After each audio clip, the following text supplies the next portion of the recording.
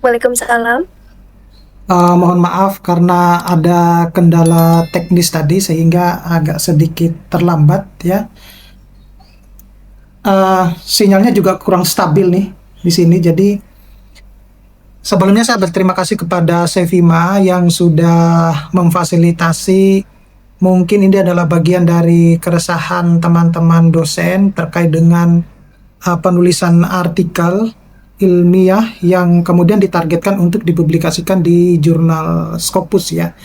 Jadi salah satu struggle-nya teman-teman dosen itu adalah ketika sudah menyelesaikan penelitian, tetapi kesulitan di dalam mempublikasikan artikel-artikel ilmiahnya di publikasi di Scopus ya. Nah, ini yang menjadi tantangan tersendiri sebenarnya. Jadi, sebenarnya akar permasalahannya itu sebenarnya dari mana sih? Jadi, sebelum kita berbicara tentang teknologi ya, kalau kita berbicara tentang teknologi tentu sangat berbeda jauh terkait dengan kalau kita mau melakukan penulisan dengan sistem saat ini mungkin yang lagi ngetren itu adalah AI gitu ya. Nah, ini yang harus kita pahami dulu. Jadi pada pertemuan saat ini itu saya tidak berbicara tentang teknologi apapun gitu ya. Saya hanya cuma berbicara terkait bahwa ada hal-hal yang sebenarnya sebelum kita berbicara tentang teknologi itu ada hal-hal yang harus kita perhatikan, harus kita pelajari secara bersama, seksama untuk mengetahui bahwa bagaimana sebenarnya kita bisa mempublikasikan artikel kita itu untuk bisa tembus ke jurnal Scopus gitu ya. Apalagi banyak dosen-dosen yang saya bimbing di dalam penulisan artikel ilmiah ini yang terakhir ini sudah masuk ke review komen ya. Review komen nanti kalau berhasil publish, dia publish di Elsevier di salah satu jurnal dengan penerbit ternama, dan itu sejak dari awal agak memang sedikit struggle dengan apa yang dia lakukan gitu, sehingga dia mencoba untuk menghubungi saya, kemudian kita lakukan coaching privat untuk jurnal Scopus ini. Jadi pertemuan pada siang hari ini itu sebenarnya lebih kepada apa sebenarnya yang harus kita lakukan untuk kiat-kiat bisa tembus ke jurnal Scopus ini. Nah, tentu saya sampai pada tahap ini tuh juga butuh banyak belajar, butuh banyak perjuangan sehingga pada akhirnya bisa mengukir nama di Elsevier ya, dan beberapa penerbit di jurnal Scopus gitu. Nah, saya selalu merekomendasikan kepada audiens, kepada teman-teman dosen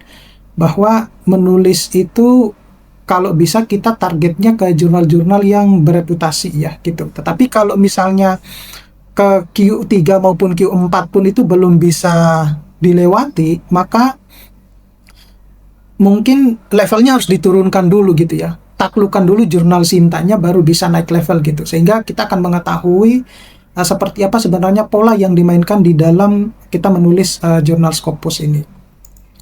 Nah, kalau kita lihat di sini di slide saya ini, saya singkat saja. Mungkin Bapak Ibu dosen sudah banyak yang tahu karena saya aktif di salah satu channel saya. Jadi saya home base-nya di Universitas Padjadjis Buana Surabaya, di jurusannya Teknik Lingkungan. Di situ ada tertulis jelas Bapak Ibu, ada YouTube saya ada 2 ya. Khusus kalau yang Mimbar Intelek itu memang khusus untuk dosen ya. Kemudian silakan follow Facebook, Instagram, kemudian Twitter, TikTok ya. Di situ juga ada link ID. Nah, saya lebih banyak justru komunikasinya lewat email gitu. Jadi banyak yang email ke saya atau bahkan DM ke Instagram saya gitu. Mungkin pengaruh lingkungan waktu studi dulu ya. Jadi kita lebih banyak komunikasinya lewat email gitu. Nah, silakan Bapak Ibu ini ya. Saya tidak sharing untuk yang nomor handphone karena khawatirnya kalau telat nanti saya jawabnya nanti dikirain sombong gitu. Jadi lebih ke mana? Lebih ke email sama Instagram, Facebook lah, seperti itu. Nah, jadi apa yang kita akan bahas seperti yang ada di leaflet dari Sevima Yang pertama itu sebenarnya kita belajar langkah praktis menulis artikel ilmiah itu berstandar internasional itu seperti apa. Nah, ini yang banyak tidak kita ketahui, bahwa teman-teman dosen itu membaca tapi tidak tahu sebenarnya apa-apa saja yang harus ditulis gitu ya. Ini saya lagi sedang merancang buku cara menaklukkan ini ya, menaklukkan jurnal Scopus, nanti sekaligus sama metodologi penelitiannya.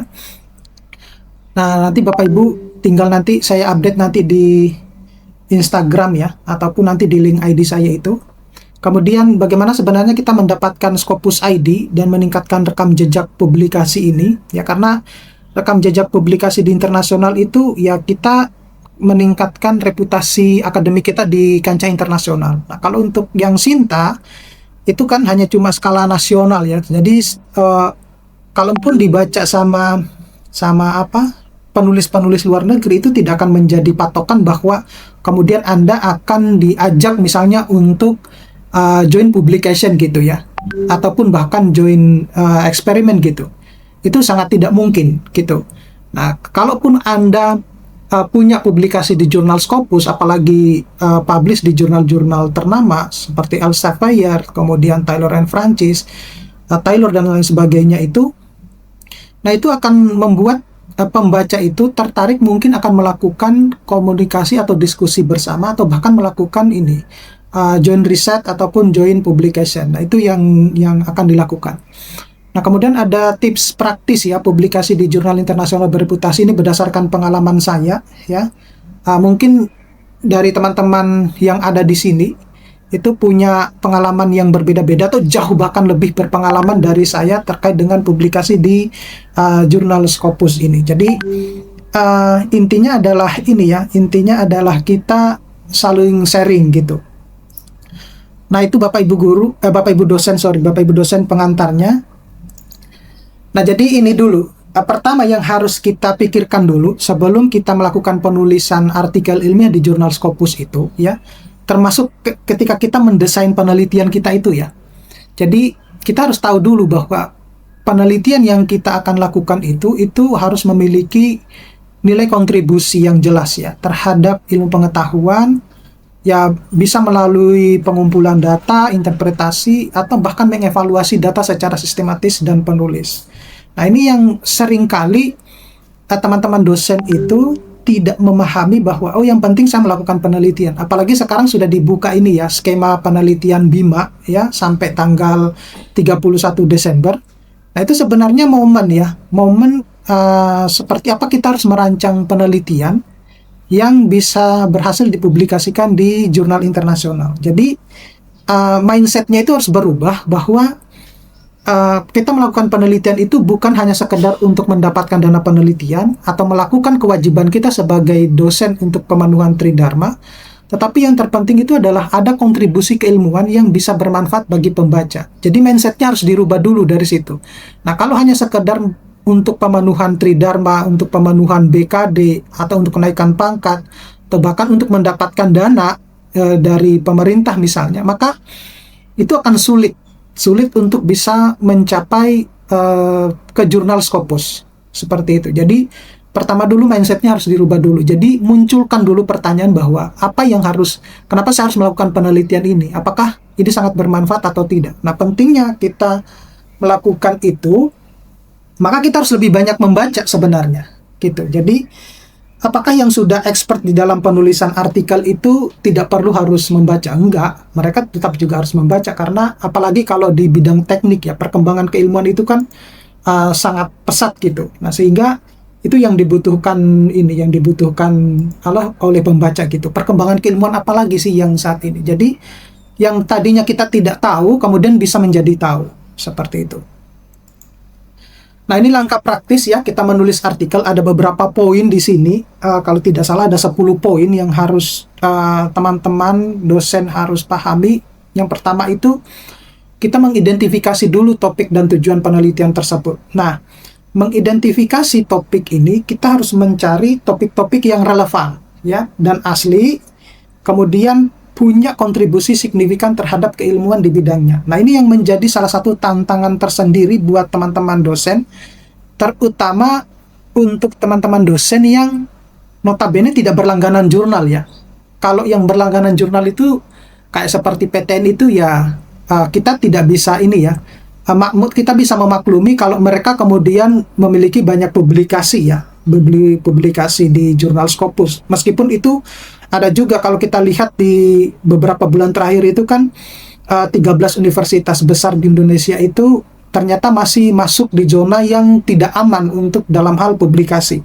Nah, artinya ternyata meskipun sudah berlangganan jurnal itu tidak menjamin kalau teman-teman dosen itu bisa berhasil publikasi di jurnal-jurnal yang kredibel ya, atau high tier gitu. Nah, ternyata masih banyak juga yang melakukan penerbitan di jurnal-jurnal yang kategorinya itu adalah jurnal-jurnal predator. Nah, itu yang kemudian masuk di dalam zona tidak aman dan bahkan tidak memiliki nilai saintifik sama sekali gitu ya. Makanya saat ini itu kementerian itu ada slogannya harus berdampak gitu ya. Karena nah itu tadi, kalau mindsetnya teman-teman dosen itu adalah hanya cuma untuk pemenuhan tridharma termasuk BKD dan lain sebagainya, maka itu tadi penelitian kita tidak akan pernah memiliki dampak apa-apa gitu ya.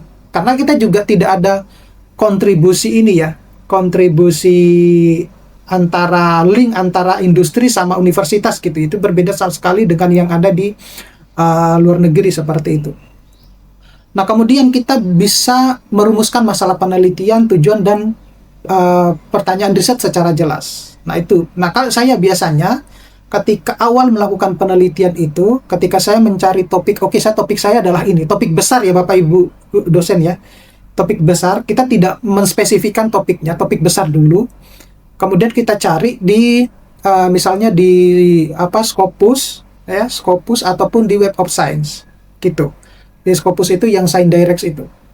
Nah, itu kita bisa mencarinya di situ sehingga kita bisa mengetahui bahwa fenomena penelitian yang lagi happening ya, lagi up to date saat ini itu apa gitu. Karena kalau kita punya berlangganan jurnal, kita dapat mengetahui, memfilter bahwa jurnal mana yang terbit 5 tahun terakhir ini, topik apa yang sering kali dibahas, berapa jumlah citasinya gitu. Itu kita bisa mendapatkan topik dari situ gitu. Nah, sehingga kita akan mudah merumuskan masalah penelitian, tujuan maupun riset secara jelas. Nah, saat ini itu Bapak Ibu, bahwa untuk sebenarnya mendapatkan itu meskipun tidak bisa diakses secara full, tapi setidaknya itu kita bisa mengetahui bahwa dengan membaca abstrak ya, dengan membaca abstrak kita setidaknya itu sudah punya gambaran bahwa oh ternyata topik ini itu yang lagi happening seperti itu. Nah, saat ini Bapak Ibu Bapak Ibu dosen ya, saya yakin betul bahwa penelitian tentang mikroplastik yang saat ini terjadi, hujan yang ada terutama di Indonesia itu, yang saat ini lagi juga diteliti oleh teman-teman lingkungan, itu akan memiliki potensi besar di dalam penerimaan di jurnal gitu. Tetapi topiknya kan kita ketahui ya bahwa ada apa sih, kenapa kok mikroplastik itu sampai masuk ke air hujan gitu. Nah, kenapa demikian? Itu kan yang harus dicari ya. Nah, itu yang tidak terjadi di negara orang lain. Nah, itu yang kemudian, nah hanya saja kalau misalnya ini didesainnya hanya cuma asal-asalan, dan itu kalau misalnya diajukan ke mana? Ke BIPA, wah itu potensi lolosnya lebih besar itu. Nah, apakah hanya cuma bagian itu? Ya banyak sebenarnya. Nah, itu kalau misalnya tidak didesain dari awal, maka itu cuma hanya akan menjadi cerita belaka aja.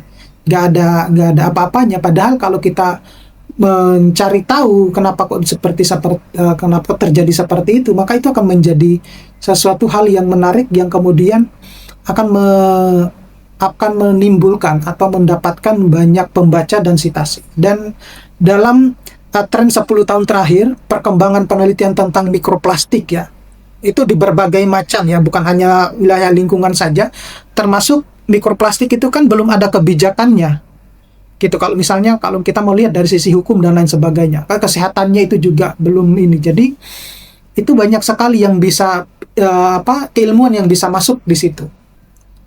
Nah, kemudian lakukan tinjauan literatur untuk memastikan bahwa topik itu belum banyak dibahas. Nah, itu seperti, nah saat ini itu kalau kita mau menentukan research gap ya, dulu sebelum saya menelusuri atau belajar tentang AI, itu adalah kita mencari riset gap-nya itu kan secara manual ya. Meskipun saat ini tuh saya juga masih melakukan secara manual, sebenarnya hanya untuk mengklarifikasi ketika saya generate di AI gitu. Nah, sekarang itu banyak beberapa AI yang saya tahu itu untuk mempercepat kita mendapatkan riset gap tersebut. Nah, jadi kalau kita sudah tahu riset gap, celah dari penelitian-penelitian sebelumnya, nah kita bisa masuk tuh ke penelitian itu.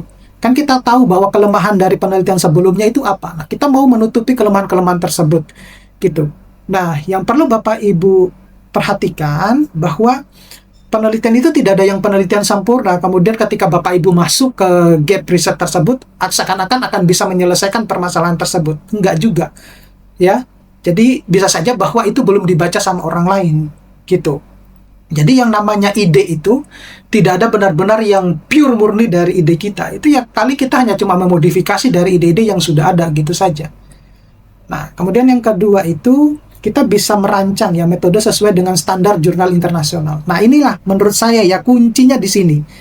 Jadi merancang nanti saya akan tunjukkan ya. Merancang metode itu sesuai dengan standar internasional itu seperti apa. Nah, kalau Bapak Ibu terbiasanya cuma membaca jurnal Sinta, maka lupakan dulu sejenak untuk bisa publikasi di jurnal internasional. Gitu. Karena kalau mau publikasi di jurnal internasional, ya Bapak Ibu harus terbiasa juga membaca jurnal internasional. Dan saya merekomendasikan untuk publikasi membaca jurnalnya adalah jurnal Q1 maupun Q2 ya, maksimal sampai minimal Q2 ya. Kemudian penerbitnya harus penerbit ternama. Seperti itu. Nah, kenapa demikian? Karena secara nanti alamiah itu akan terbangun suasana bahwa mereka itu menulisnya seperti apa, melakukan penelitiannya itu seperti apa. Nah, itu. Nah, saya baru belajar itu ketika S3 itu, oh seperti ini, ternyata kita harus merancang penelitian gitu ya. Diajarin sama profesor saya. Jadi kita harus tahu bahwa dari penelitian yang kita rancang itu berapa gambar atau figur yang akan kita produksi dalam satu paper, berapa tabel gitu. Nah, kenapa penelitian itu harus dilakukan? Nah, biasanya strategi penelitian itu kan ada yang kualitatif ya, kuantitatif ataupun mixed method gitu ya. Mixed method. Nah, kalau di dalam kita mendesain penelitian, nah kita harus tahu dulu ya, apakah itu termasuk di dalam kualitatif, kuantitatif ataupun mixed method tersebut. Nah, itu kalau yang seperti eksperimen, kemudian korelasi antara variabel, kesesuaian desain yang dipilih itu adalah bagian dari kuantitatif. Nah, sedangkan kalau yang saya merahin itu adalah bagian dari kualitatif. Nah, sedangkan yang mix ya kita bisa menggabungkan kedua tersebut. Nah, itu nanti akan saya tunjukkan seperti apa kalau misalnya kemudian diilustrasikan dalam sebuah gambar gitu. Nah, kemudian kita bisa mendefinisikan variabel dengan jelas, ya. Karena saya sering kali ya ketika membimbing teman-teman dosen yang mau mempublikasikan penelitiannya di jurnal Scopus itu, yang saya herankan itu adalah mereka sudah melakukan penelitian, kemudian menulis, kemudian saya tanya bahwa hipotesisnya apa. Gitu, itu seringkali bingung gitu. Nah, kalau hipotesisnya saja bingung, itu berarti mendefinisikan variabel itu juga mereka bingung. Apa sebenarnya variabel saya di dalam penelitian ini? Nah, itu makanya penting ya kita mengetahui hipotesis dan skop dari penelitian kita itu apa. Gitu, sehingga itu akan memudahkan kita ya untuk menulis gitu. Nah, selanjutnya itu adalah teknik sampling ya. Jadi ini bagian dari riset method ya. Jadi mendeskripsikan target populasi ataupun metode sampling yang akan digunakan ya untuk memastikan informasi data yang benar dalam penelitian tersebut.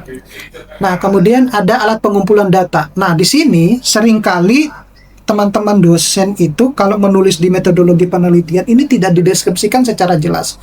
Jadi instrumennya apa, cara surveinya seperti apa, kemudian alat yang digunakan untuk mengukur tersebut itu seperti apa, bagaimana mereka mendapatkan datanya. Nah, ini seringkali bahwa semestinya dalam komponen, kalau di metode itu struktur kalimat yang ada itu katanya jangan sampai kurang dari 1.000 kata gitu ya, dari 1.000 kata. Nah, kalau misalnya kita main dalam 1.000 kata itu, apakah ini sudah tercover semuanya gitu? Nah, itu yang menjadi kendala. Jadi nanti akan saya tunjukkan kita menulis itu sebenarnya mulai dari mana sih. Nah, jadi kalau ini saja sudah Bapak Ibu bingung, itu makanya kita harus banyak belajar ya, termasuk bagaimana data itu diperoleh ya, apakah itu termasuk data primer ataupun data sekunder gitu. Kemudian kita menganalisisnya, analisis data apakah pakai metode statistikal ya. Jadi outline dari tes statistik dan analisis spesifik yang digunakan itu apa. Nah, kita bisa menyebutkan software ya, tetapi ini bagian dari ini stylenya para penulis menurut saya. Ada yang menyebutkan softwarenya, ada juga enggak ya. Kadang kita menulis itu tidak menyebutkan software yang digunakan ya, tetapi karena permintaan dari reviewer sehingga kita harus memasukkan ya. Tetapi ada juga alat-alat yang disebutkan ya di dalam analisis data tersebut ya. Terutama misalnya kita menggunakan software apa misalnya ya, apakah SPSS ataupun analisis data yang lain, itu yang harus kita sebutkan juga kalau memang diminta. Nah, saya sejauh ini pernah menyebutkan, pernah enggak gitu dari artikel-artikel saya yang terbit. Nah, terus yang terpenting itu kita juga harus bisa menjelaskan bagaimana data itu dianalisis dan strategi interpretasinya seperti apa gitu, sehingga nanti akan mudah terbaca alur cerita kita menyusun nanti result and discussion-nya itu karena berdasarkan dari metodologi tersebut. Nah, seperti itu. Nah, ini professional tips yang saya lakukan ya, yang saya lakukan ketika saya melakukan penelitian.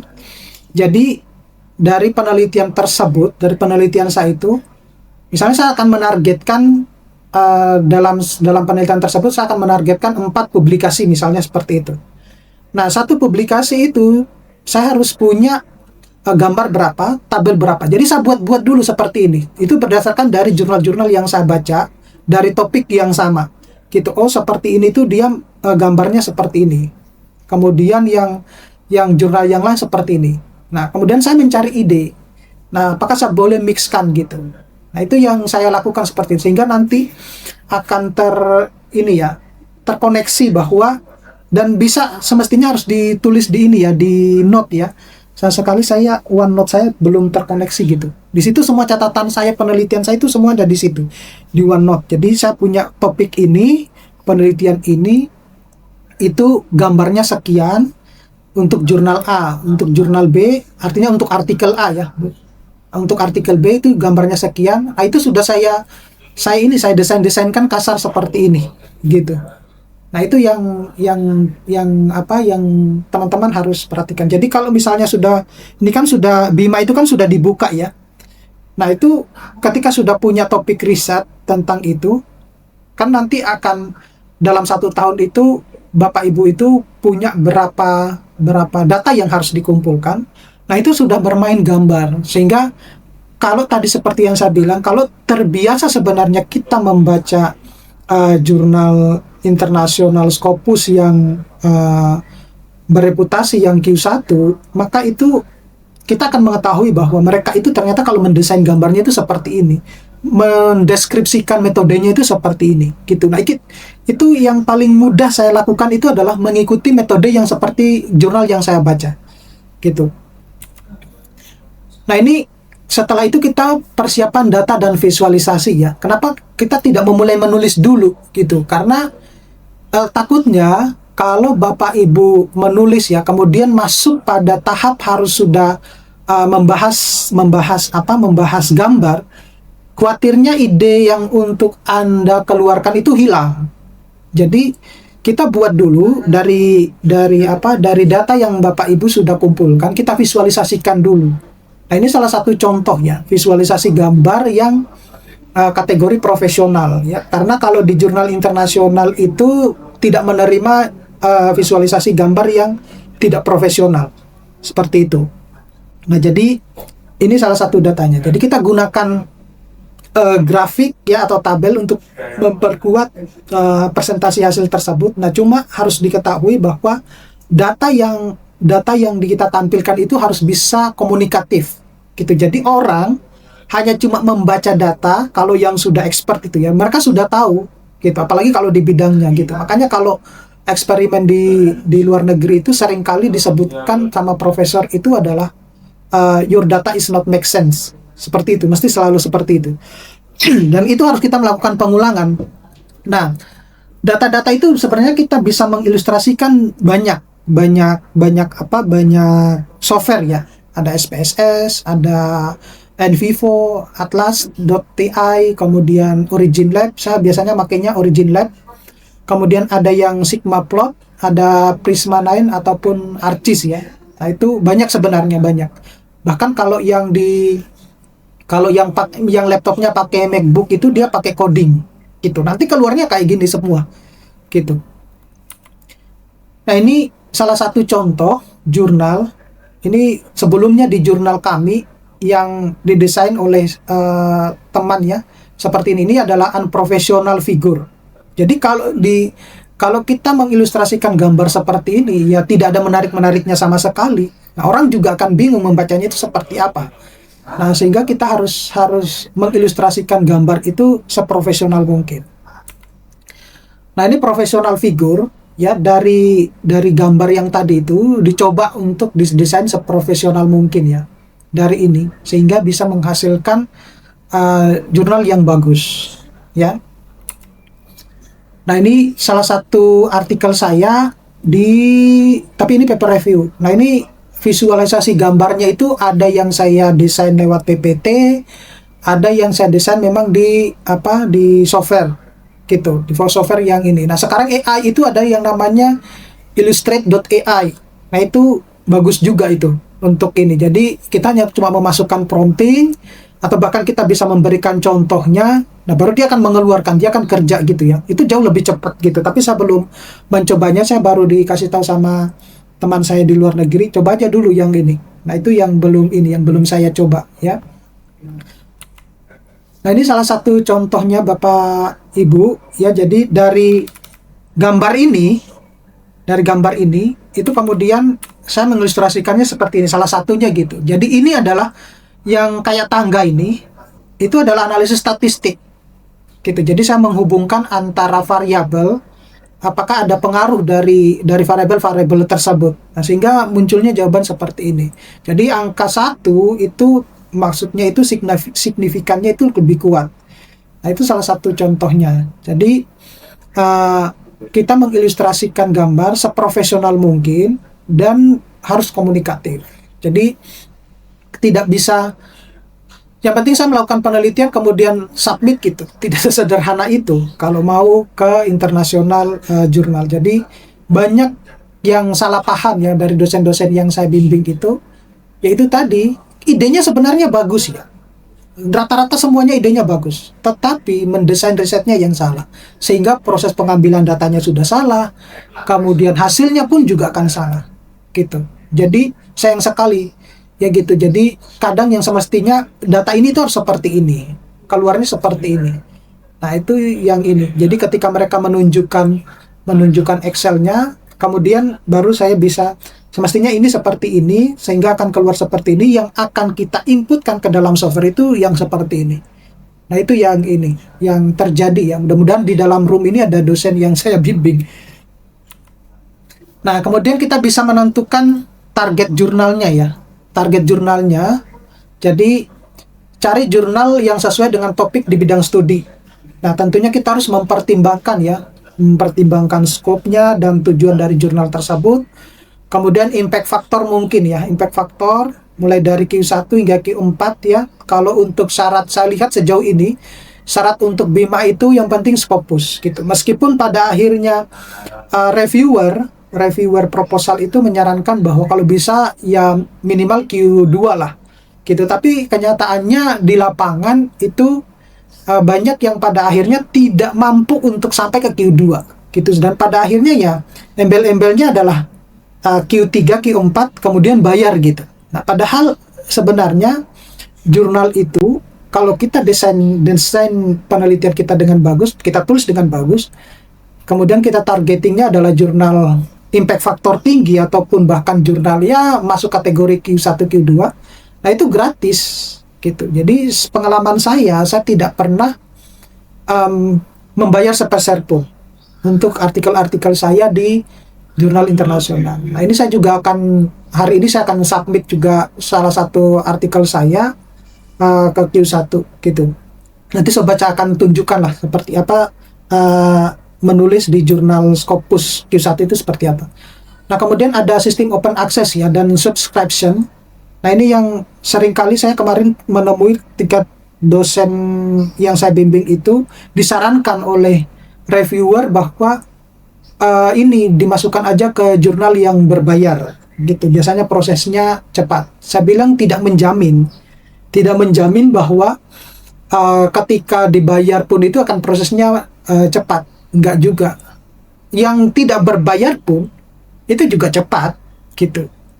Yang tidak berbayar pun. Jadi kayak contohnya di jurnal saya ini, yang ini itu mulai dari submit sampai publish itu hanya cuma 3 bulan 10 hari gitu. Dan biasanya identiknya ya, ketika kita submit masuk dalam kategori under review, itu biasanya kita akan menunggu 1 bulan atau bahkan kurang dari 1 bulan, tergantung dari berapa banyak yang mereview, kemudian berapa jumlah komentar reviewernya. Nah setelah itu kita diberikan waktu 1 bulan untuk merevisi tersebut. Nah di situ ada triknya kita bagaimana merevisinya, kemudian bagaimana biar dia cepat publish gitu. Jadi kita tidak harus menunggu 1 bulan untuk merevisinya. Kalau bisa diselesaikan dalam waktu 1-2 hari, kemudian kita submit ya nggak apa-apa, nggak ada masalah gitu. Sehingga mereka para reviewer itu juga akan cepat untuk mengoreksi kembali hasil revisi kita seperti itu. Jadi totalnya itu tidak pernah ini. Jadi kalaupun kita mendalami jurnal itu lebih banyak atau lebih tahu ya, maka kita akan tahu bahwa sebenarnya jurnal itu satu gratis, kemudian prosesnya juga lebih cepat kalau bahkan dari yang berbayar gitu. Nah ini Bapak Ibu dosen, saya berikan clue ya, bukannya clue informasi tambahan lah. Kalau Bapak Ibu kesulitan untuk mendapatkan jurnal, jadi ini tentukan target jurnalnya ya. Di situ ada MDPI, itu saya tidak merekomendasikan untuk publish di jurnal MDPI. Gitu. Kalau untuk membaca tidak apa-apa. Tapi kalau kemudian artikel Bapak Ibu ditargetkan untuk MDPI, saya tidak merekomendasikan. Kenapa demikian? Karena satu MDPI itu sudah banyak di blacklist ya oleh negara-negara yang lain, karena dia termasuk kategori jurnal predator. Gitu. Nah, kalau Bapak Ibu dosen kan mungkin beranggapan bahwa kan ini masuk jurnal Scopus gitu. Scopus itu banyak jurnal predatornya. Bahkan ada yang disebut dengan mirror journal ya. Mirror journal. Jadi seperti Elsevier ada mirror jurnalnya juga. Jadi tergantung dari ininya biasanya akan selalu diumumkan di Web of Science gitu. Nah itu jadi di sini silakan Bapak Ibu dosen ya untuk menelusuri. Di situ ada Elsevier, ada Springer, ada Wiley ya, Taylor and Francis, ada IEEE ya. Nah itu silakan di samping kanan itu ada web linknya. Silakan untuk dicari untuk ya sekedar untuk informasi lah ya, bukan sekedar informasi tapi bisa diakses lah. Nah setelah itu baru kita susun artikelnya sesuai dengan panduan jurnal. Nah di jurnal internasional itu tidak seribet seperti di jurnal Sinta gitu. Kalau mungkin Bapak Ibu dosen yang sudah pengalaman ya, saya kira Bapak Ibu sudah pernah submit ke jurnal Sinta ya. Di situ harus selalu kita menuruti template yang sesuai dengan jurnalnya. Gitu ya. Kalau misalnya 2 kolom harus sudah 2 kolom, kemudian harus sudah ada header footernya dan lain sebagainya. Itu yang lebih ribet gitu. Nah, kalau di jurnal internasional itu enggak seribet seperti itu. Yang penting sudah maksudnya sesuai dengan kaidah aturan jurnal itu seperti apa ya, ada introduction-nya. Kalau kita menulis ini ya original research ya misalnya ya, ada judulnya, ada afiliasinya, ada introduction-nya, ada abstract introduction, kemudian metodologi, result and discussion, kemudian kesimpulan, ataupun daftar pustaka. Nah, itu ada 7 poin ini, itu yang penting gitu. Jadi tidak harus sesuai dengan harus ada header footer-nya ini, enggak ada seperti itu. Mereka itu dilakukan secara otomatis gitu. Jadi bagi teman-teman yang sudah pengalaman submit ya ke jurnal internasional bereputasi, tentu tahu tidak perlu harus di 2 kolomkan dulu, nggak ada yang seperti itu kalau di jurnal internasional. Nah, ini yang terjadi di banyak masalah adalah ketika kita mau memulai penulisan ya, apalagi kita sebagai seorang dosen ya di Indonesia, banyak saja masalah-masalah yang dihadapi. Entah itu tugas inilah, menyusun akreditasi lah, kemudian tiba-tiba rapat lah, itu tiba-tiba buyar ide-ide kita untuk mau menulis gitu. Nah, salah satunya caranya adalah kita harus punya targeting minimal dalam 1 jam itu kita bisa menulis berapa paragraf. Nah, itu kalau secara manual. Kalau secara cepat pakai AI ya jauh lebih cepat sebenarnya. Tapi itu tadi bahwa seringkali kita dihalangi atau terganggu dengan aktivitas-aktivitas yang sama sekali bahkan menurut saya tidak penting banget gitu. Tetapi ya itulah ritme pekerjaan kita di Indonesia. Kita tidak bisa memungkiri hal tersebut. Nah, pada akhirnya hilang gitu. Nah, sehingga saya mengakalinya itu adalah nulisnya biasanya kalau bukan malam ya setelah subuh. Begitu, itu yang saya akali kalau saya. Karena ketika sudah ke kantor ya sudah akan buyar lagi. Cuman kadang di kantor itu ada ide-ide yang harus saya tulis di bagian ini itu saya tulis langsung di note gitu biar tidak hilang gitu, sehingga bisa tidak lupa gitu. Nah, paling kalau ke kampus ya kalau misalnya hanya cuma submit atau bahkan cuma ngerevisi kecil-kecil ya nggak apa-apa lah. Tapi inilah permasalahan yang artinya harus kita konsisten dengan apa yang kita tuju gitu. Nah, ini anatomi dan kaidah dalam penulisan naskah ya. Mungkin Bapak Ibu dosen itu struktur dalam menulis itu seperti ini. Ini kemarin di webinar saya tanggal 28-29 November kemarin ya. Hari ini kebetulan saya 2 webinar ini, nanti malam juga. Jadi yang ternyata ketika saya tanya, mereka seringkali menulis struktur penulisan artikel itu seperti ini. Tapi tidak apa-apa Bapak Ibu dosen. Ya kita namanya juga belajar ya. Jadi saya juga sebelum juga mengetahui struktur sebenarnya kaidah yang benar itu seperti apa itu, ya karena juga dikasih tahu sama teman gitu. Nah, jadi seringkali dosen-dosen itu terpaku dengan menulis title dulu, judul dulu ya. Baru abstrak, baru keyword. Jadi ya sesuai urutan ini gitu. Padahal pertama kalau kita menulis judul itu secara tidak sadar psikologis kita itu sudah terkotak-kotak ya. Kita tidak bisa mengilustrasikan ide kita secara maksimal karena kita harus menulisnya sesuai dengan judul tersebut gitu. Nah, lebih konyol lagi setelah kita menulis judul, kita menulis abstrak. Padahal abstrak ini itu merupakan ringkasan semua dari introduction sampai ke conclusion. Nah, bagaimana mungkin kita menulis abstrak kalau introduction saja, kemudian material and method, result and discussion maupun kesimpulan itu belum tertulis, belum terbentuk gitu. Nah, ini agak konyol. Nah, tapi tidak apa-apa. Nah, kemudian introduction ya. Di introduction itu sebenarnya ada bagian-bagian penting yang harus diperhatikan. Nah, itu nanti akan saya bahas di buku saya. Kalau saya jelaskan ya 1 semester nggak selesai. Nah, lalu bagaimana sebenarnya kaidah kita menulis yang benar? Nah, kaidah menulisnya itu seperti ini ya. Jadi yang pertama, kita menulis dulu material and method. Jadi setelah kita Bapak Ibu seperti tadi ya, kita sudah menentukan topik, kemudian sudah melakukan penelitian, dan kita sudah menentukan bahwa berapa gambar, berapa tabel yang akan kita sediakan masing-masing jurnal, maka baru kita menulis materialnya, material and method.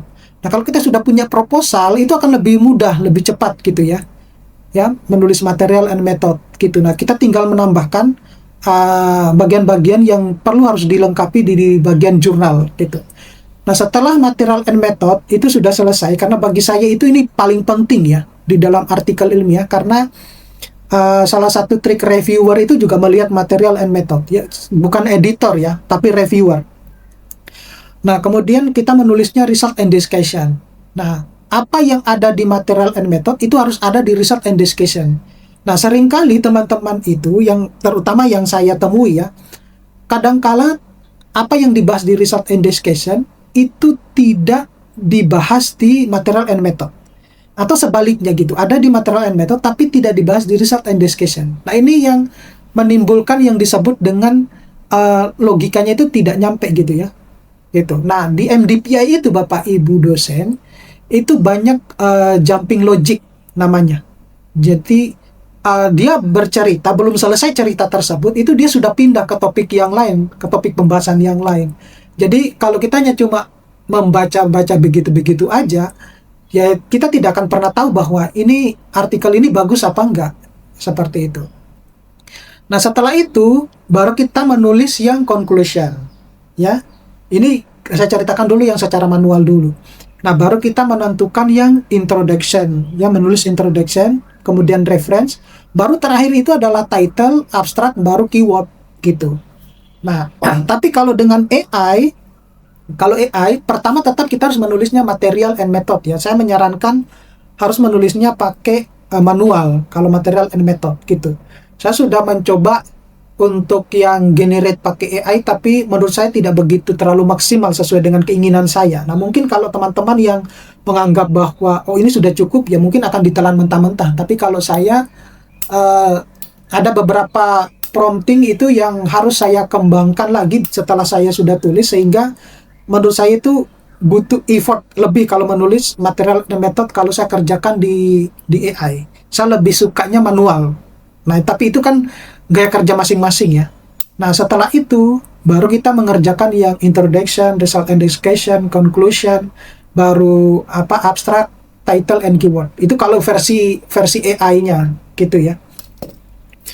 Nah, selanjutnya Bapak Ibu, kita menggunakan bahasa akademik dan gaya ilmiah. Nah, penting ketika kita menulis itu banyak sebenarnya tools-tools ya yang bisa kita gunakan untuk menggunakan bahasa akademik.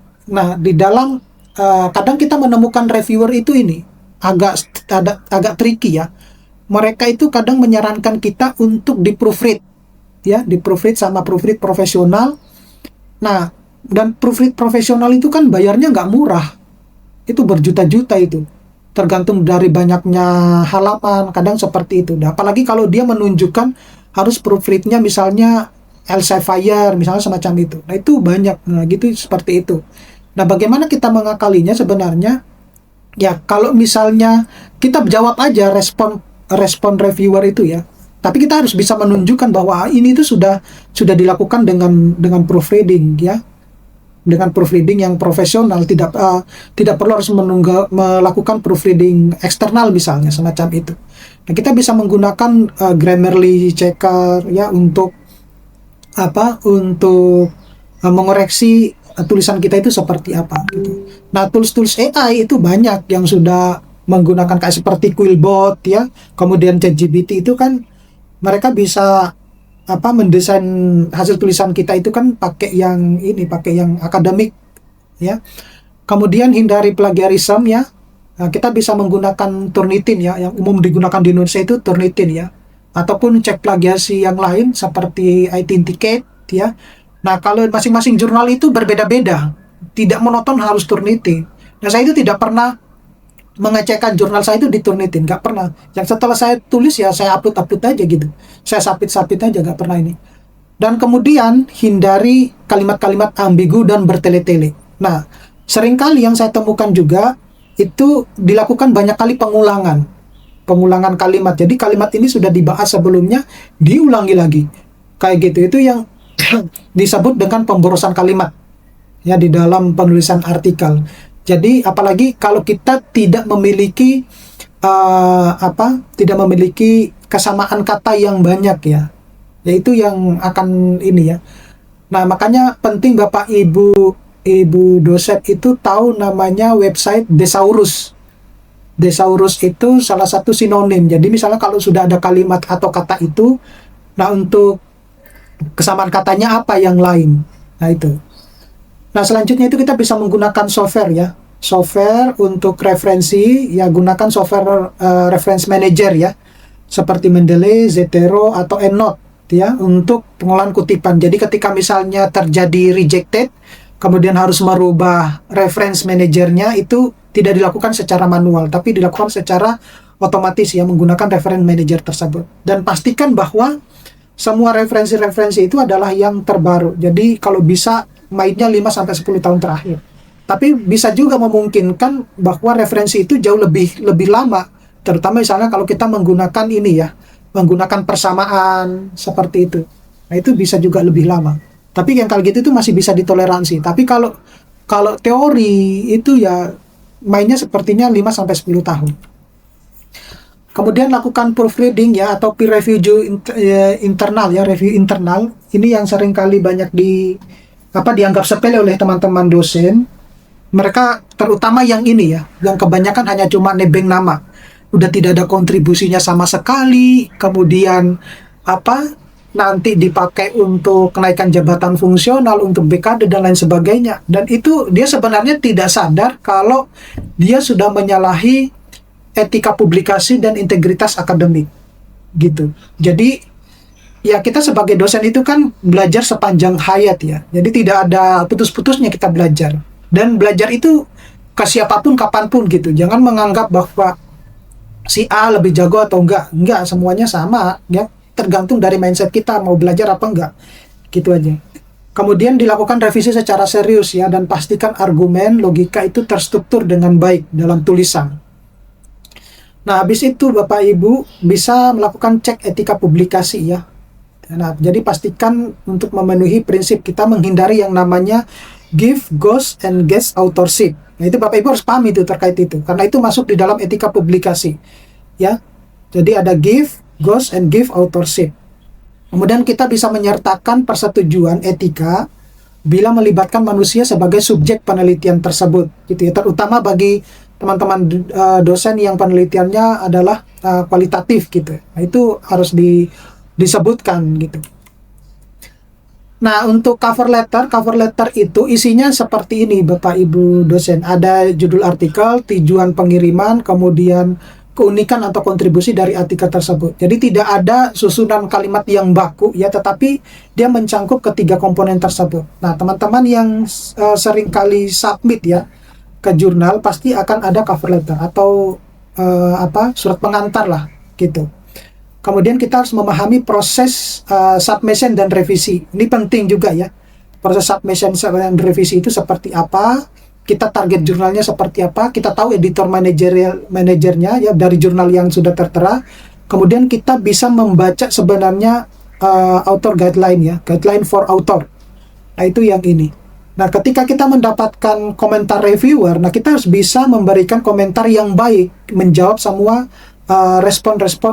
merespon semua komentar dari reviewer tersebut dengan baik dan terperinci.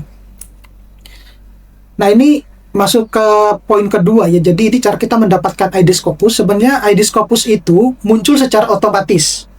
Muncul secara otomatis ketika kita berhasil publikasi minimal 2 paper. Jadi kalau satu paper itu agak sulit untuk mendeteksinya ya. Jadi biasanya di websitenya ketika kita masuk ke scopus.com, nanti kita masukkan username sama ID kita kalau kita sudah mendaftar ya. Mendaftar di Scopus itu tidak harus memiliki Scopus, enggak. Ya tanpa Scopus pun sudah kita bisa mendaftar. Nah, sehingga ketika kita sudah punya jurnal Scopus, nah nanti itu secara otomatis akan ketarik ke akun Scopus kita masing-masing, sehingga dia akan terbentuk ID Scopus. Nah, untuk lebih jelasnya, kalau mau lebih cepat, ketika kita sudah punya ID Scopus, kita bisa juga ini mendaftar di ORCID ID. Nah, ORCID ID itu nanti akan muncul Scopus ID-nya itu seperti apa. Nah, tips praktis ini berdasarkan pengalaman saya. Ya, jadi pertama ya, kita harus mengumpulkan jurnal-jurnal target sesuai dengan bidang topik pada keilmuan ya. Nah, itu saya tunjukkan dulu biar nggak lupa ya.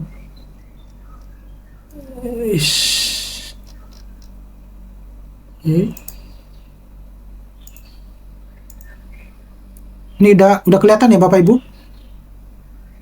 Sudah terlihat, Pak.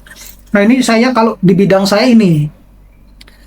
Jadi saya kebetulan itu biasanya kalau dulu itu karena masih ada tekanan studi ya, tekanan studi yang penting publish tapi harus SGI, itu saya tidak menargetkan yang impact factor tinggi. Ini impact factor ini di kolom D ini impact factor. Nah, sekarang karena sudah tidak ada pressure tentang itu.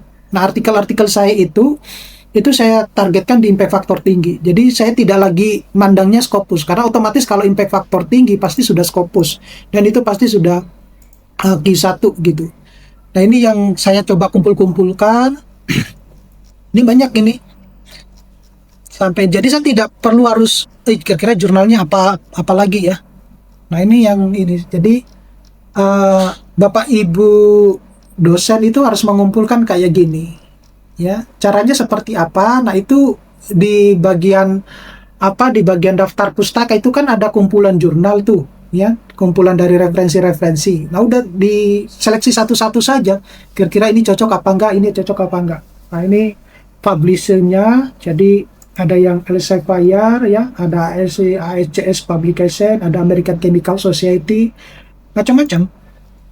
Ada Springer, ada IOP, ada IWA gitu ya. Nah, ini yang saya lakukan. Jadi tergantung dari inilah. Kalau mau ini ya bisa Bapak Ibu meluangkan 1 minggu hanya untuk mengumpulkan ini nih. Gitu. Nah, kembali ke mana? Ke PPT tadi. Nah, kemudian Bapak Ibu dosen itu harus membiasakan ya membaca jurnal-jurnal internasional bereputasi ya, terutama untuk yang Q1 dan Q2 dan penerbit-penerbit ternama ya yang sudah saya sebutkan sebelumnya. Kemudian baru kita merancang metode penelitian dengan target publikasi di jurnal internasional bereputasi ya. Targetingnya ya ada minimal Q2 lah gitu.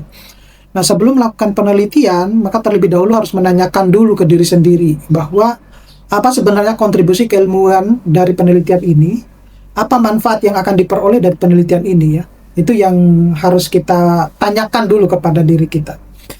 Dan yang terakhir itu adalah sabar, nikmati prosesnya. Jadi tidak ada, meskipun yang sudah expert itu bukan berarti dia tidak mengalami rejected gitu ya. Jadi kita banyak berbicara itu karena melalui proses itu. Tapi kalau orang yang hanya cuma nebeng nama tanpa pernah tahu prosesnya ya dia tidak punya pengalaman seperti itu. Nah, jadi yang harus kita sadari bahwa tidak ada yang terlalu secara instan, ya harus berproses seperti itu. Nah, ini dokumen pendukung Bapak Ibu dosen ya. Ketika kita mensubmit artikel, jadi ada naskah artikel ya dalam bentuk bahasa Inggris yang siap disubmit. Kemudian siapkan cover letter karena kebanyakan umumnya jurnal-jurnal itu meminta cover letter. Ada highlight-nya ya, disediakan maksimal 5 poin. Ada graphical abstract, itu banyak juga jurnal ya, rata-rata banyak jurnal yang meminta graphical abstract. Ada declaration of interest statement atau conflict of interest statement, yaitu tidak ada hubungan dengan penulis-penulis yang lain gitu ya. Ada deklarasi AI kalau misalnya pakai AI. Kemudian itu sudah ada ya di guideline for author, itu ada. Bapak Ibu tinggal copy saja, tinggal menyebutkan AI-nya apa. Kemudian list of suggestion reviewers. Nah, ini penting karena ketika kita submit itu jangan sampai nanti ketika kita submit harus baru mencari reviewernya siapa gitu. Jadi kita siapkan lebih awal. Kemudian checklist for new submission, ini tergantung pada jurnalnya. Ada jurnal-jurnal yang minta checklist untuk new submission. Ada juga yang meminta novelty statement-nya. Jadi ini semuanya tergantung jurnal. Kemudian ada juga yang meminta title page. Jadi title page itu dipisahkan. Judulnya itu dipisahkan dari badan artikelnya. Itu juga tergantung. Jadi tergantung dari permintaan-permintaan jurnal. Baru kontribusi ya, author contribution and acknowledgement. Nah, ini saya kira wajib tapi tidak semua jurnal dia meminta gitu. Nah, ini secara umum tambahan Bapak Ibu dosen ya. Kalau mau belajar saya tidak akan menjelaskan secara detail bahwa introduction itu isinya apa saja, material and method itu isinya apa saja. Lebih jelasnya nanti akan saya bahas di buku saya. Kemudian resultnya itu seperti ini, kemudian discussionnya seperti ini. Jadi digabungkan seperti itu. Nah, kalau conclusion itu ya keseluruhan dari ini ya. Oke, terima kasih Bapak Ibu dosen ya eh, atas perhatiannya. Kita lanjutkan dengan sesi tanya jawab. Baik, luar biasa. Terima kasih Pak Khalif atas materinya. Silahkan Bapak Ibu.